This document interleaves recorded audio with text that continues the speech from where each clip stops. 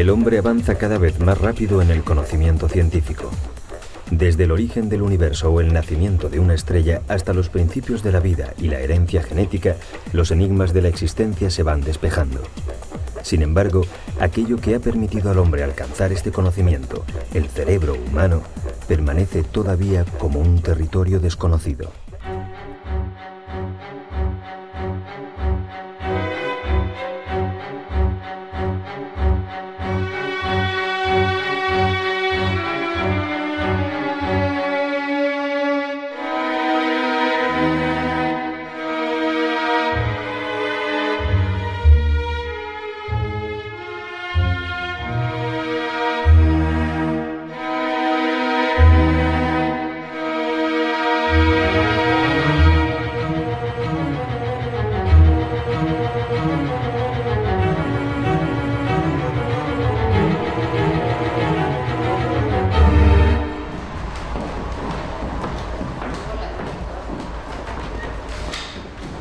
En su local de ensayo, un cuarteto de música se dispone a practicar la ejecución de varias piezas maestras.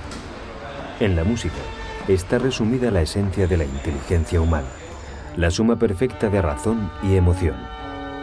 Cada miembro del grupo, inundado de un torbellino de sensaciones, usa su memoria para recordar la pieza, hojea de vez en cuando la partitura y emplea la concentración necesaria para convertir sus movimientos en una ejecución virtuosa al unísono con sus compañeros.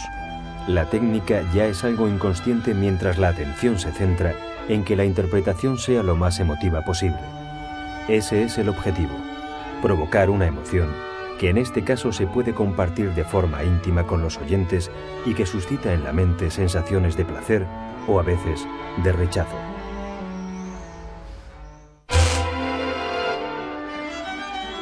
Para que todo esto ocurra, el músico ha necesitado de memoria, inteligencia y voluntad. ¿Dónde están? ¿Por qué se producen?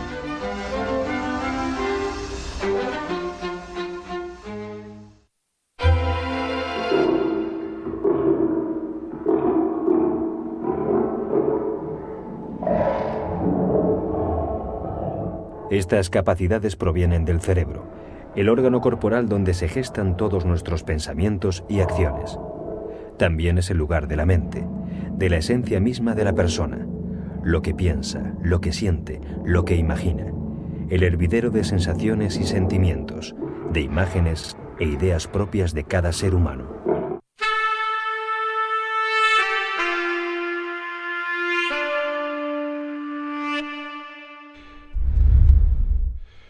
Por su complejidad, el cerebro es uno de los territorios de la investigación científica con mayores incógnitas. Ya se conocen las bases de su biología y se saben algunas pautas de su funcionamiento, pero aún no se entiende por qué se recuerdan unas cosas y no otras, o por qué extraño mecanismo la mente humana se pregunta por sí misma, por el origen de la vida o por el sentido de la muerte. We have a lot of data, but what we lack is a theory. Tenemos mucha información sobre el cerebro, pero carecemos de una teoría global, de un modelo que integre nuestros diferentes niveles de conocimiento. Por ejemplo, desde mi laboratorio puedo hacer una bonita descripción de los procesos moleculares que ocurren cuando un animal está aprendiendo algo. Más tarde salgo del laboratorio, visito el Museo del Prado y cuando ya me dispongo a descansar, aparecen en mi mente los cuadros de Velázquez. ¿Sé cómo ocurre esto? ¿Sé cómo he construido esa memoria? No. Ni siquiera sé cómo integrar la objetividad científica del laboratorio con la subjetividad de la experiencia personal y única de la memoria.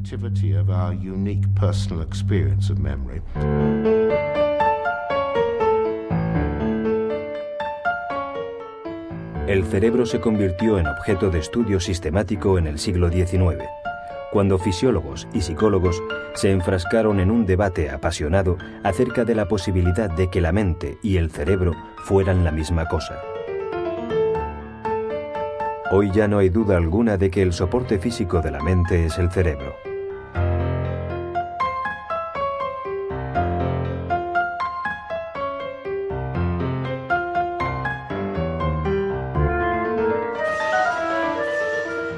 La comunidad científica, sin embargo, se divide entre los que defienden que mente y cerebro son idénticos y los que creen que la mente es mucho más que el cerebro.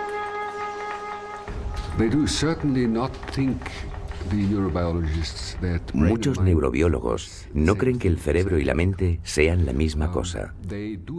Los metafenómenos, los fenómenos psicológicos, incluida la consciencia, son una propiedad emergente de la función neuronal del cerebro.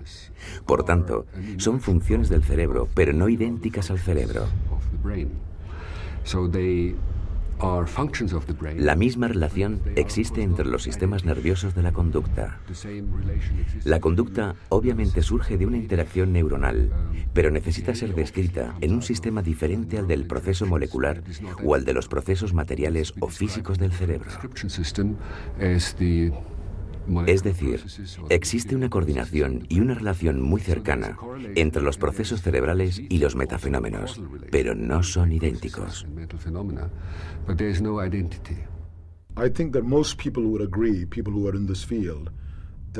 Creo que la mayor parte de los que trabajamos en este campo estamos de acuerdo en que lo que llamamos mente es sencillamente la actividad de billones de células nerviosas en el cerebro. Para cada aspecto de la mente, para cada precepto, cada pensamiento, siempre existe el patrón correspondiente de actividad neuronal. Este es el axioma fundamental de nuestra investigación.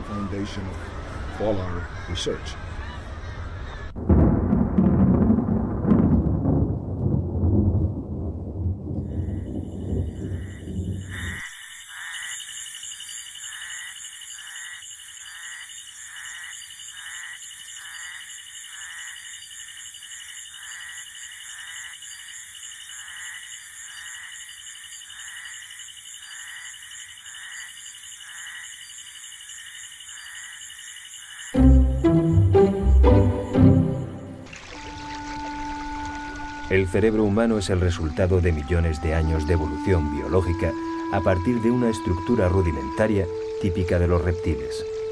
Sobre ese cerebro básico, las especies más evolucionadas fueron superponiendo nuevas capas de tejidos cada vez con mayor volumen hasta llegar a la configuración del cerebro del Homo sapiens.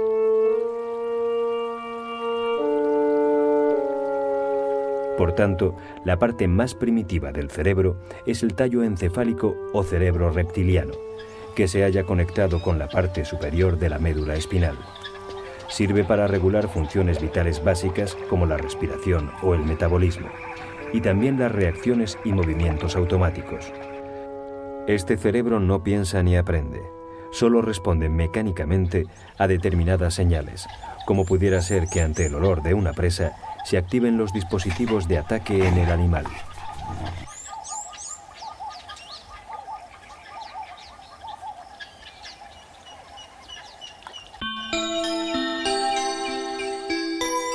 Con la aparición de los primeros mamíferos, se desarrolló la corteza y el sistema límbico, un nuevo territorio celular que rodeó al tallo encefálico. Con él aparecieron dos poderosas herramientas para la supervivencia: el aprendizaje y la memoria. Así, a diferencia de otras especies, los mamíferos se mostraron capaces de recordar una experiencia del pasado para repetirla o no en el momento presente. Si un determinado alimento había resultado dañino en su primera ingesta, el animal ya sabía lo que tenía que hacer de ahora en adelante.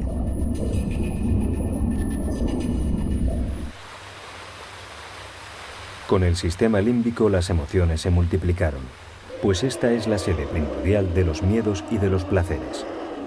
Cuando el ser humano está atrapado por el deseo o la rabia, cuando el amor le enloquece o el miedo le paraliza, está en realidad bajo la influencia de esta parte del cerebro.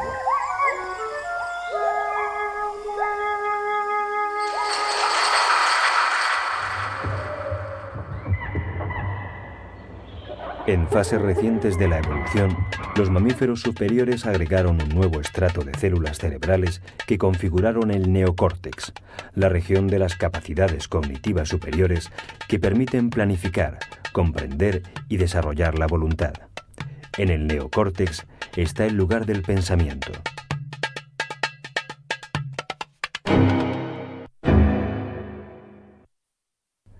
Si con la estructura límbica el amor es placer y deseo sexual, Su conexión con el neocórtex hace que, además, aparezcan sentimientos o deseos de compromiso para establecer los vínculos familiares o afectivos.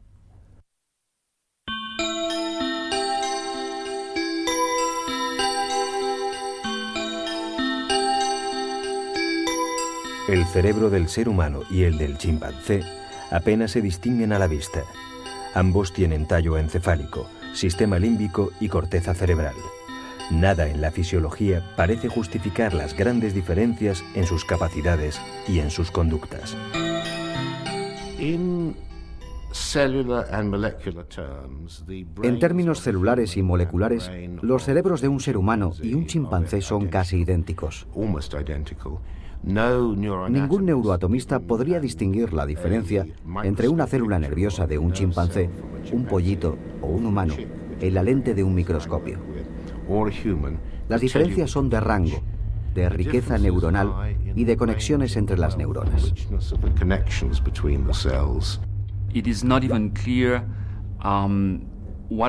No está claro cuáles son las diferencias. Está claro que nuestra corteza está mucho más desarrollada que la de los monos. Pero es probable que la diferencia sea esencialmente cuantitativa. No es que tengamos algo diferente a los monos, sino que tenemos más de lo mismo. Más neuronas, más neocorteza, lo que nos permite hacer más cosas y cosas más complejas. La herramienta básica, las piezas básicas, son, sin embargo, las mismas.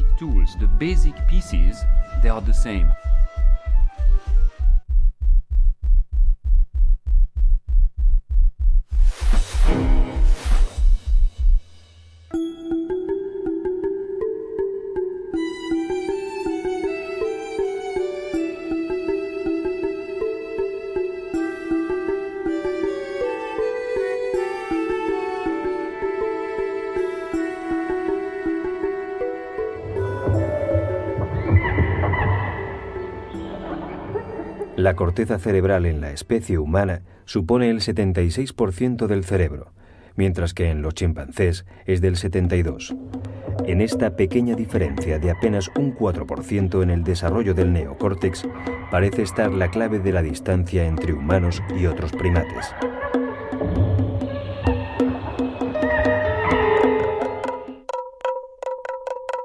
A más neocórtex, mayor es el número de células y de conexiones entre ellas, y por tanto mayor es la capacidad de observación, reflexión y aprendizaje.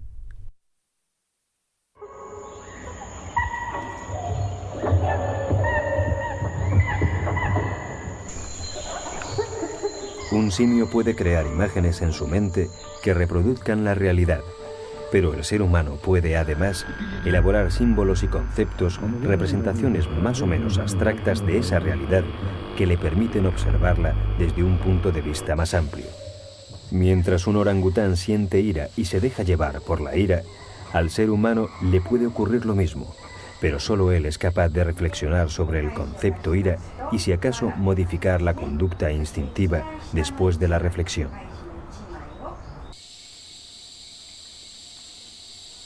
La distancia entre ese simio iracundo y el ser humano que controla su ira se hace aún mayor cuando el humano puede, además, transmitir y enseñar a sus congéneres las ventajas e inconvenientes de la ira.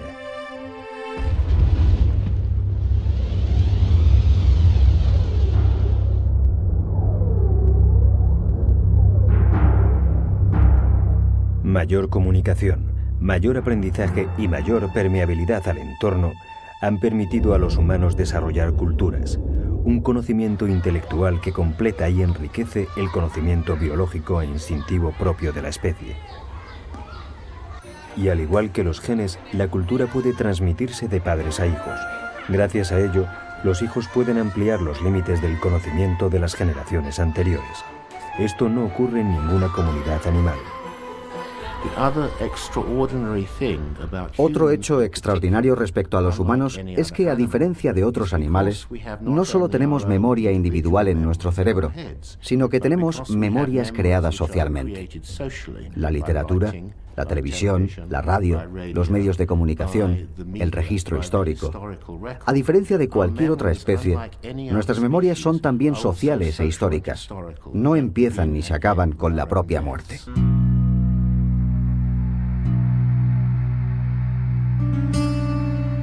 ¿Cambia el cerebro a medida que se va adquiriendo el conocimiento? Los niños que van a la escuela, ¿tendrían el mismo cerebro si no lo hicieran?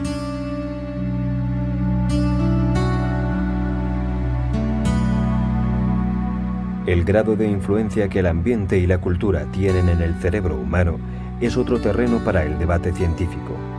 La polémica se plantea entre quienes defienden que somos resultado de una herencia genética y entre quienes creen que el cerebro se moldea, sobre todo, con la experiencia vivida y la información que recibe del exterior. La idea de que el cerebro es una página en blanco no es cierta. Decididamente no es cierta.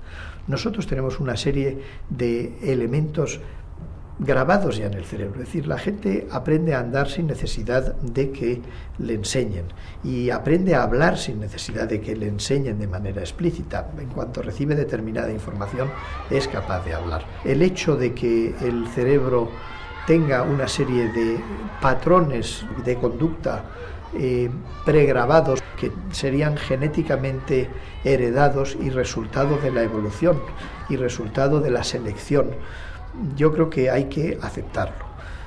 Sin duda, un cerebro que tiene un determinado tipo de patrones y una gran complejidad en esos patrones registrados de manera genética se pueden expresar o no en función de las influencias del mundo exterior. It's a little bit like a computer. Es un poco como un ordenador, con su hardware y el software. El hardware sería el cerebro, la materia que está ahí, y que está determinada genéticamente, porque tu cerebro está hecho como el mío, y como el de todos los seres humanos. Esto significa que existe un determinismo genético, pues todos los pájaros tienen el mismo cerebro, y todas las serpientes tienen el mismo cerebro.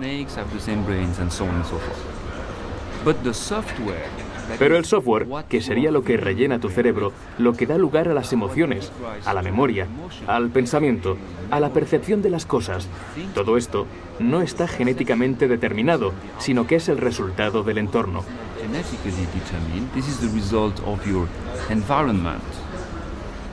Lo que es muy interesante es que hay teorías en la neurobiología actual que unen estas dos partes y que están proponiendo que el entorno también participa en la formación del cerebro. Es decir, que el software participaría en la construcción del hardware del ordenador.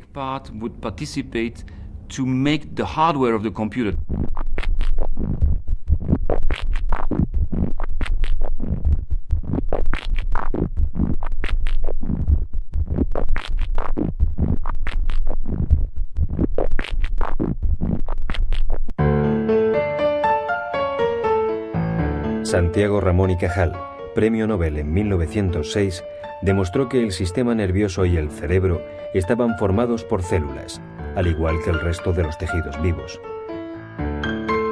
Esas células fueron llamadas neuronas y las conexiones entre ellas, las sinapsis, son la base de su funcionamiento.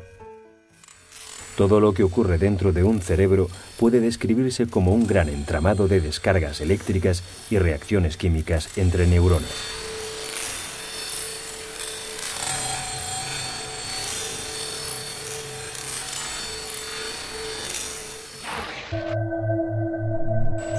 Las neuronas existen en miles de millones y están organizadas en circuitos microscópicos que, a su vez, se ordenan en sistemas sucesivos cada vez más complejos y más grandes.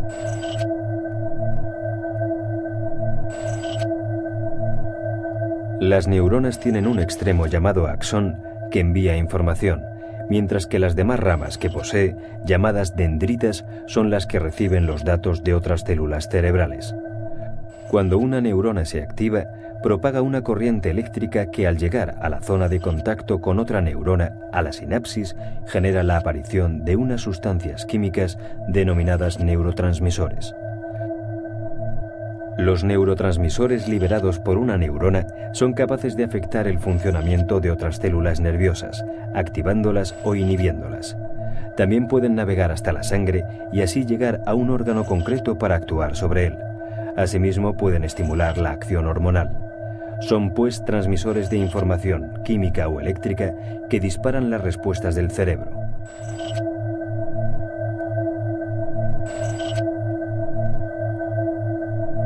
Un neurotransmisor es, por ejemplo, la serotonina, una sustancia cuya carencia está asociada a la agresividad y al comportamiento social.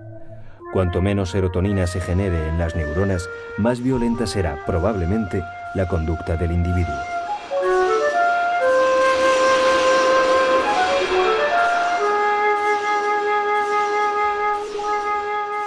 Los circuitos cerebrales son hiperactivos. Las neuronas procesan de continuo la información sensorial que sin interrupción llega al cerebro tanto desde el exterior como desde el propio cuerpo. El mundo externo se comunica con el cerebro gracias a la vista, el oído, el tacto, el olfato y el gusto, los sentidos o mecanismos sensoriales del cuerpo. No todos, sin embargo, tienen la misma importancia.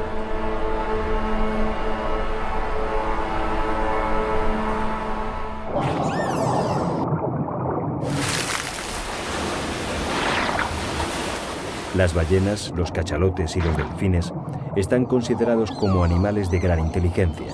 Aprenden rápido y tienen un lenguaje de comunicación muy elaborado. Pero lo más llamativo del funcionamiento de su cerebro es que tienen en el oído su principal fuente de información. Los cetáceos emiten continuamente sonidos que rebotan en todo objeto que encuentran en su camino. El ruido de los impactos se procesa en el cerebro y así determinan con precisión el tamaño y la distancia a la que se encuentran los objetos. Con este sonar biológico se orientan, navegan o capturan presas, sobre todo si están nadando en aguas oscuras o turbias.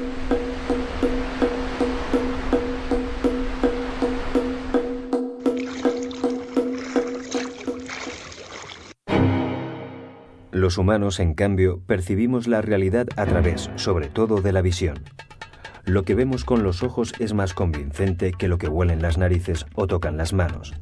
Y si hay un conflicto entre la información que envían otros sistemas sensoriales y la visión, el cerebro se fía más de lo que le dicen los ojos.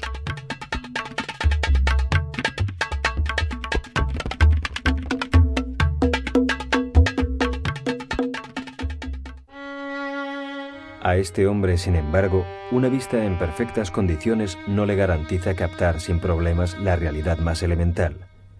Es el caso descrito clínicamente de un músico que era incapaz de interpretar los datos que le transmitían sus ojos. Cuando su médico le enseñaba una rosa, él la describía como un objeto de unos 15 centímetros de longitud, una forma roja enrollada con un añadido lineal verde. Cuando la olía, en cambio, las sensaciones se convertían en un pleno reconocimiento. Oh, es una rosa. Este caso del célebre neurobiólogo Oliver Sacks muestra cómo una lesión en el cerebro impide que la información visual sea procesada correctamente, cosa que sí ocurría cuando los datos provenían de otros sentidos.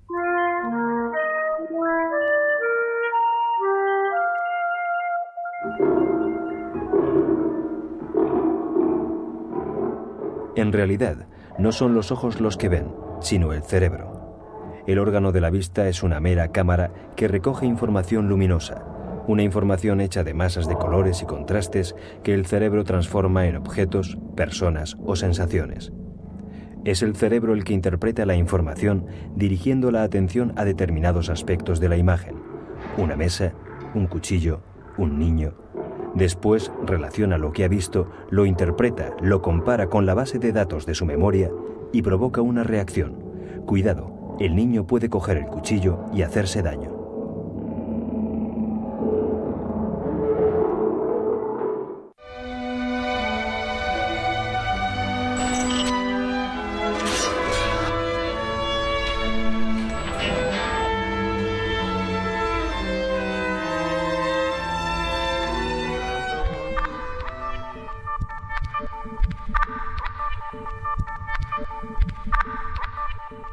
A partir del siglo XIX, la observación y estudio de síndromes o enfermedades extrañas debidas a lesiones cerebrales fueron un gran empuje al desarrollo de las ciencias del cerebro. Eran momentos en que se debatía con vehemencia la ubicación de la mente, y los que defendían que ésta se encontraba en el cerebro tuvieron en los síndromes o dolencias raras una importante baza argumental. Por primera vez, era posible establecer algunas correlaciones entre determinadas partes del cerebro y determinadas funciones mentales.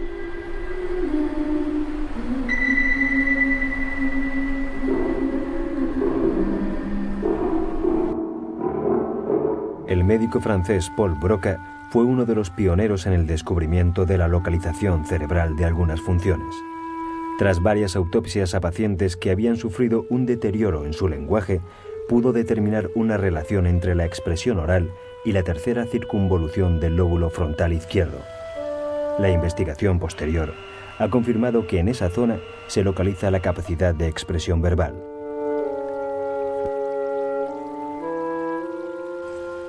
Los trabajos de Broca y sus contemporáneos marcaron un camino de investigación en las neurociencias que todavía no se ha abandonado. Consiste en trocear el cerebro en sus partes para delimitar qué funciones mentales están relacionadas con cada sección.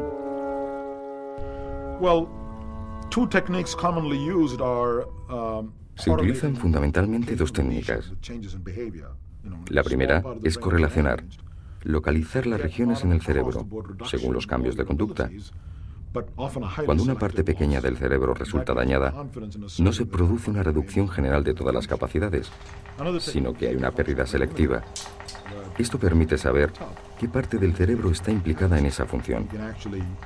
La otra técnica es estudiar las imágenes funcionales del cerebro, es decir, analizar qué partes se activan cuando se realizan determinadas actividades. Creo que más que localización, es más adecuada la palabra especialización, qué parte del cerebro está especializada en una función particular. A grandes rasgos, la corteza está formada por dos mitades simétricas separadas por un profundo surco longitudinal. Sus funciones son diferentes, pues en el hemisferio izquierdo se genera el pensamiento lógico, verbal y analítico, mientras el hemisferio derecho se ocupa de la parte subjetiva, emocional y creativa.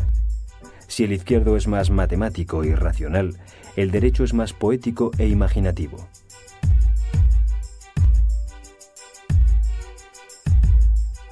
Cada uno de los hemisferios está dividido en 4 lóbulos. El frontal, relacionado con el conocimiento y la inteligencia. El parietal con el área sensorial. El occipital con el área visual. Y el temporal, que tiene que ver con el área auditiva.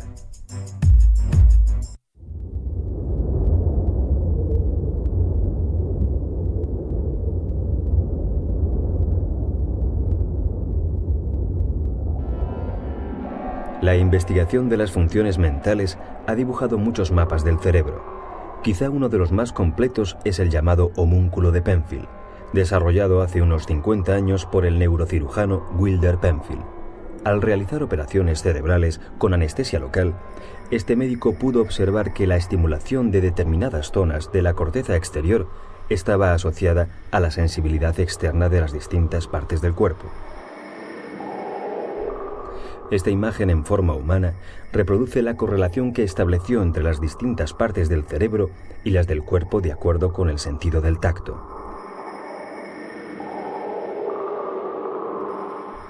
Las manos y los labios destacan por su tamaño. Para el cerebro son los mejores receptores de la información que se obtiene por contacto físico. La localización de funciones tiene, sin embargo, sus límites. Muchas actividades mentales no presentan una ubicación clara y ocurre con frecuencia que la actividad mental se subdivide y se reparte por distintos lugares del cerebro. Es el caso de los cálculos matemáticos o de la acción de reconocer un rostro. Para efectuarlo se activan muchas zonas del cerebro y no solamente una. We learn more and more that the brain executes many functions in parallel. Cada vez tenemos más claro que el cerebro ejecuta muchas funciones en paralelo, funciones relacionadas entre sí, pero que ocurren en lugares diferentes. Estas funciones están ligadas de manera dinámica y no como una sucesión jerárquica. La noción clásica suponía que las señales que llegaban desde los sentidos, la vista, el oído, convergían en un lugar gracias a un proceso piramidal. Ahora parece que no es así, que el cerebro no se organiza de esta manera, sino de una forma mucho más repartida. Las cosas en el cerebro no convergen en un solo lugar, sino que ocurren de forma paralela y en una estructura muy repartida.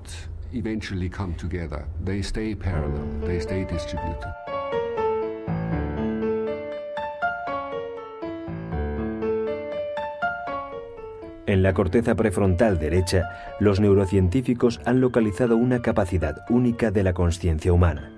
Se trata de la empatía, o la habilidad que ciertos humanos conscientes muestran cuando se ponen en el lugar del otro.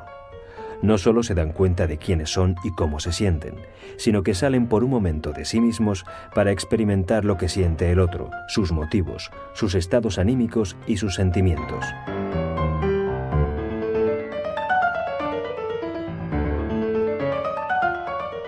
Desde el desarrollo de estas capacidades de empatía, el hombre ha podido desarrollar mayores grados de conciencia social y colectiva, según iba incorporando en ella valores culturales cada vez más amplios y más profundos. Así, solo cuando ha sido capaz de entender que el otro también siente y necesita, se han podido crear acuerdos culturales basados en conceptos tales como el respeto, la libertad o la fraternidad.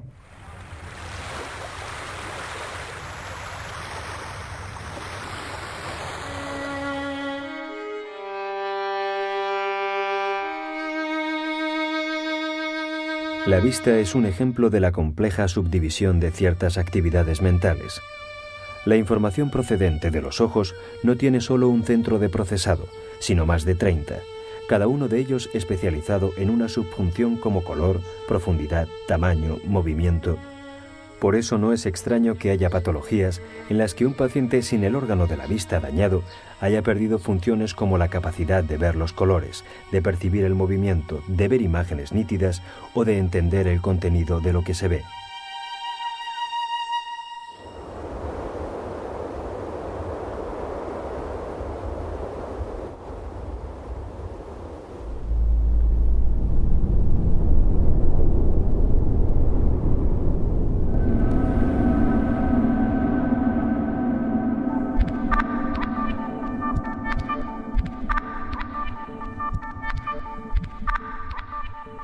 Estas imágenes han sido obtenidas mediante una cámara por emisión de positrones.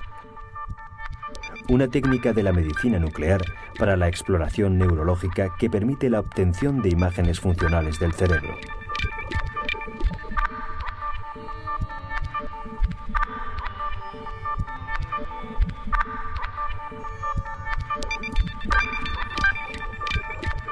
Gracias a estos desarrollos tecnológicos, ya se puede ver qué ocurre en el cerebro en actividades como recordar sucesos de la niñez, memorizar un número, realizar un sencillo cálculo mental, imaginar una escena familiar, recordar un rostro o experimentar sensaciones ante la visión de una fotografía. Jusqu'à maintenant, on ne pouvait pas examiner ces activités. Hasta ahora, solo podíamos examinar estas actividades utilizando técnicas psicológicas, técnicas de observación exteriores al sujeto. Le pedíamos que contestase más o menos rápido a una pregunta. Le pedíamos que señalase algunos objetos, etc. Pero no obteníamos más que resultados muy indirectos. Con los nuevos métodos, le pedimos que realice la tarea como la de buscar palabras, hacer un cálculo, componer unas frases o mirar objetos, las pruebas habituales de este campo. Y registramos la actividad de su cerebro mientras realiza estas tareas sin interferir en ellas. Por lo tanto, podemos, de esta forma, estudiar fenómenos como la memoria, la percepción, el razonamiento.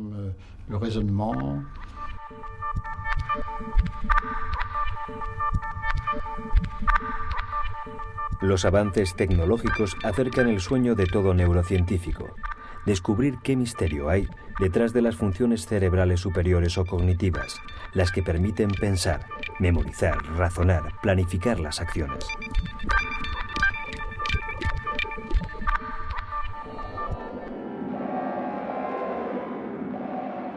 Pero las máquinas actuales están todavía lejos de ello, entre otras razones porque la velocidad a la que trabaja el cerebro es aún inalcanzable para la máquina.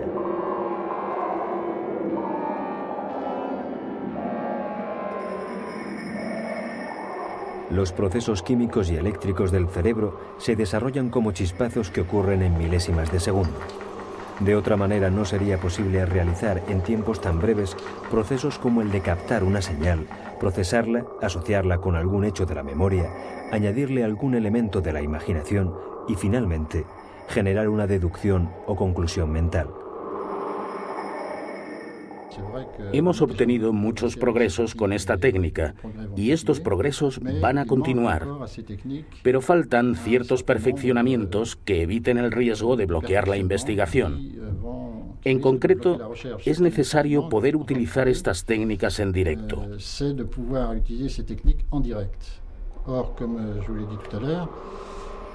Las técnicas metabólicas como la imagen por resonancia magnética o la cámara por emisión de positrones son técnicas que necesitan, de alguna manera, tiempos de evaluación que no son muy largos, pero que en cualquier caso son mucho más largos que los tiempos cognitivos.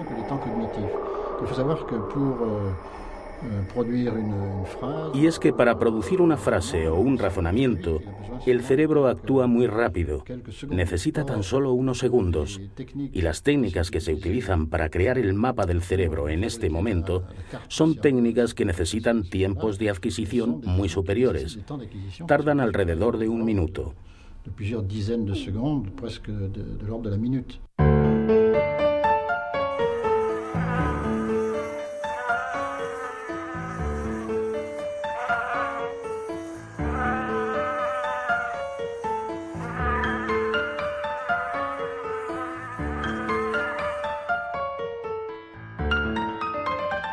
Colocados frente a un espejo, los peces son incapaces de reconocerse a sí mismos e interpretan su propia imagen como la del enemigo al que atacar.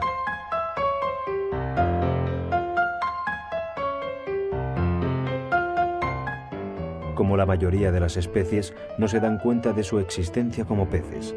No tienen ninguna consciencia de sí mismos.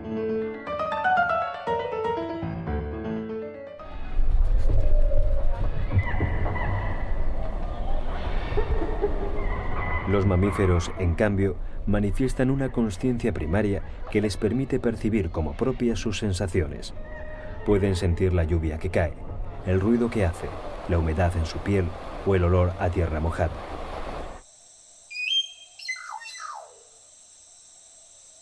Primates como el chimpancé o el orangután van un poco más lejos y presentan formas rudimentarias de autorreconocimiento por las que pueden llegar a identificarse como aquello que ven en el espejo. Sus sentimientos también son más complicados que las meras sensaciones. Los simios sienten la muerte o desaparición de la madre y pueden acusar traumas en el desarrollo de sus capacidades intelectuales por la orfandad o la visión de la caza a muerte de algún miembro de la familia.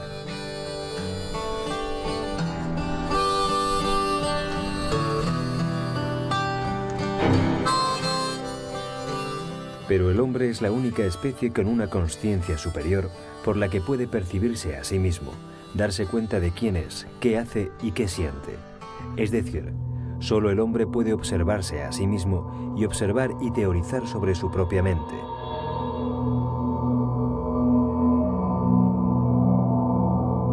Un fenómeno tan extraordinario como la consciencia también ha hecho que los científicos se pregunten si existe un lugar en el cerebro donde se pueda localizar. The contents of consciousness are the most distributed ones of all.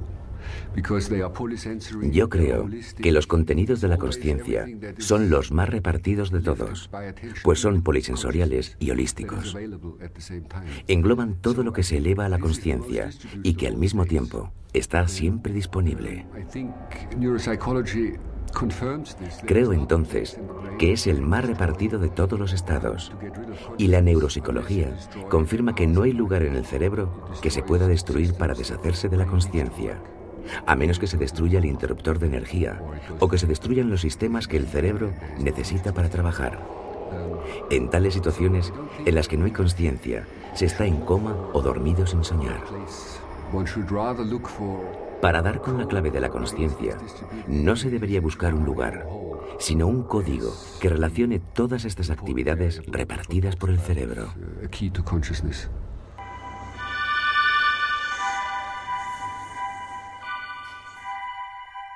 Los síntomas de personas con alguna extremidad amputada muestran la sorprendente manera en la que el cerebro toma consciencia del cuerpo. Estas personas se quejan de dolor en esa extremidad inexistente, también llamada miembro fantasma.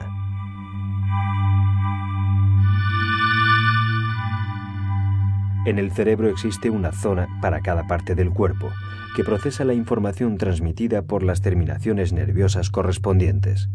Cuando se amputa un miembro, la parte del cerebro asociada deja de recibir información nerviosa, lo que provoca un curioso reajuste.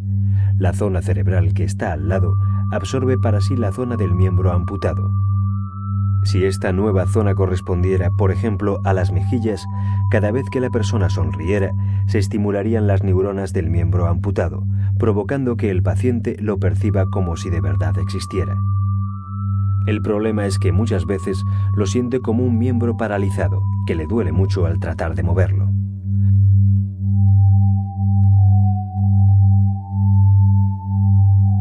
La curación de esas sensaciones pasa entonces por convencer al cerebro y a las neuronas asociadas de que la extremidad inexistente no está paralizada.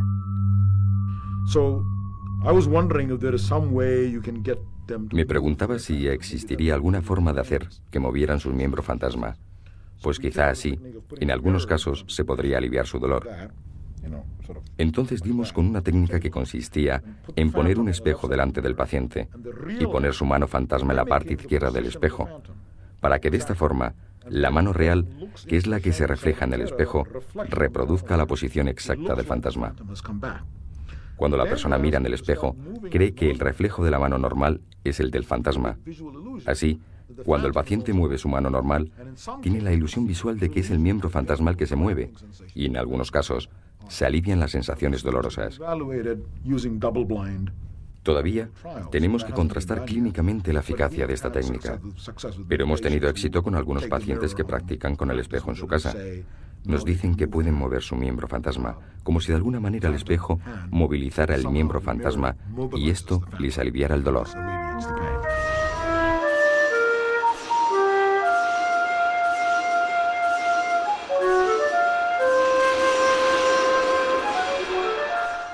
El extraño y complejo funcionamiento del cerebro es un reto aún mayor para una mente científica cuando se adentra en el oscuro campo de las enfermedades mentales, una zona en la que las pautas que se conocen dejan de funcionar.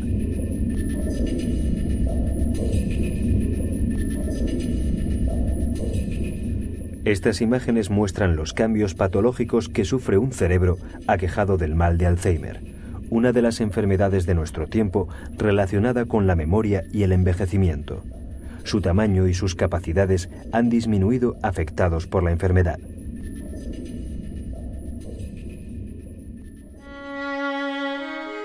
Como casi toda enfermedad mental, sus efectos más graves se expresan en una alteración de la consciencia, pues para quienes la padecen, los recuerdos se van desvaneciendo poco a poco, y con ellos la personalidad, la identidad y la percepción de uno mismo.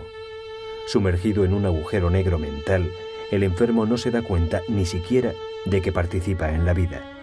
La vida es poco más que un acto vegetativo.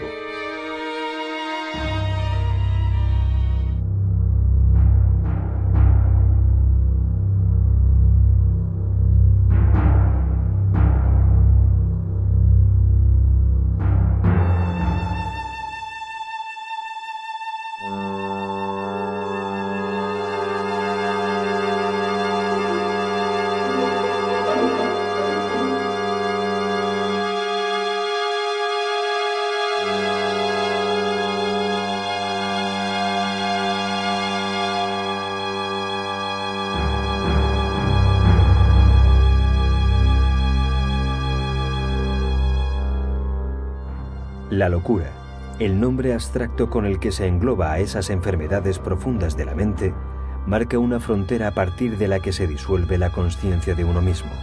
La disfuncionalidad del cerebro es tal que éste no es capaz siquiera de organizar la entrada de la información. Millones de datos y estímulos se acumulan a la entrada del cerebro, que los registra y los mezcla caóticamente. Como resultado, el individuo se pierde a sí mismo y pierde sus referencias básicas, sin poder distinguir ni tan siquiera sus sensaciones internas y sus voces propias de las señales del exterior.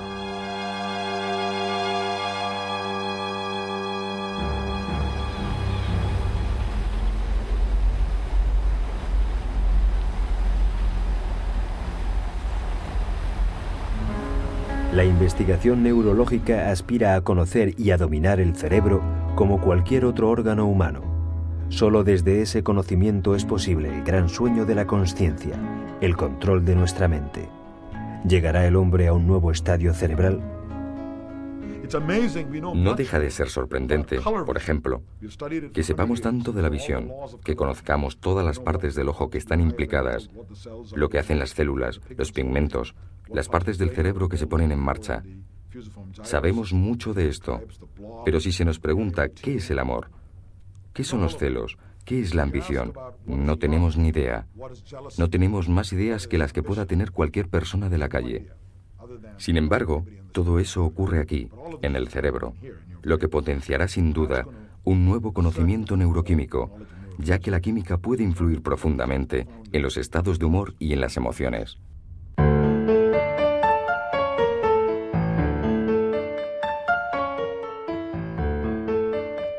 La investigación científica parte de la base de que todo lo que ocurre en el cerebro es en esencia física y química.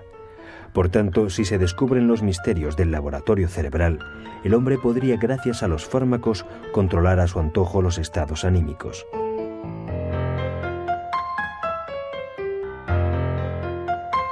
En el presente ya se experimenta un adelanto de ese hipotético bienestar químico con ciertos medicamentos como los últimos antidepresivos, que se han convertido en un fenómeno sociológico. Sin embargo, para psiquiatras y psicólogos no siempre el motivo de la infelicidad humana es biológico, genético o derivado de la química cerebral. El pasado, el entorno o el tipo de personalidad pueden estar en el origen de una depresión crónica, por lo que la medicación se presenta solo como un paliativo de los síntomas y no como la solución a los problemas.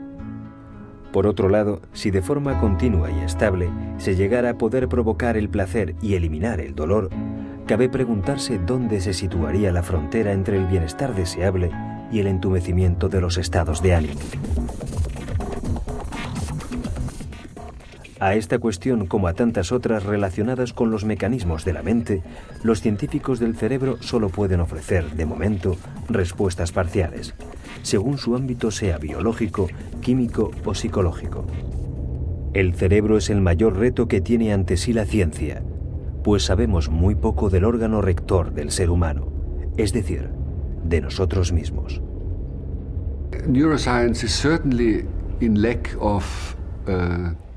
La neurociencia carece de teorías que unifiquen los conocimientos.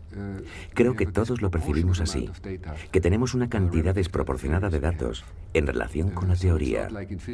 No es como en la física, donde la teoría avanza y se genera después una enorme corriente de datos que luego son unificados en la teoría.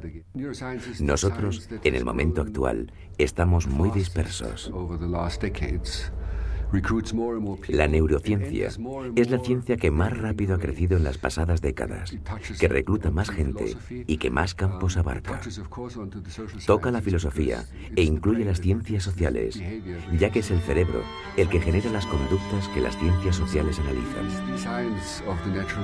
Y esto hará crecer a la neurología, porque hay muchas aventuras interdisciplinares en esas zonas limítrofes del conocimiento.